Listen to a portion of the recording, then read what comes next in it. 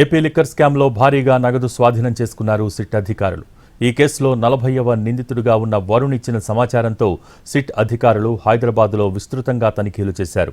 కేశిరెడ్డి రాజశేఖర్ రెడ్డి ఆదేశాలతో వరుణ్, చాణక్య కలిసి 12 పెట్టెల్లో 11 కోట్లు దాచినట్టుగా సిట్ అధికారులకు సమాచారం ఇచ్చారు. దీంతో శంషాబాద్ మండలంలోని కాచారం గ్రామంలో ఉన్న ఫామ్ హౌస్లో సిట్ అధికారులు తనిఖీలు చేసి ఆ మొత్తాన్ని స్వాధీనం చేసుకున్నారు.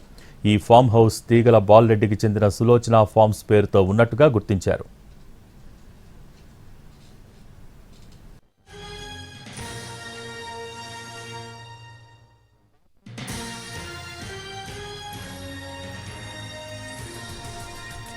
ఏపీ లిక్కర్ స్కామ్లో భారీగా నగదు స్వాధీనం చేసుకున్నారు సిట్ అధికారులు. ఈ కేసులో 40వ నిందితుడిగా ఉన్న వరుణ్ ఇచ్చిన సమాచారంతో సిట్ అధికారులు హైదరాబాద్లో విస్తృతంగా తనిఖీలు చేశారు.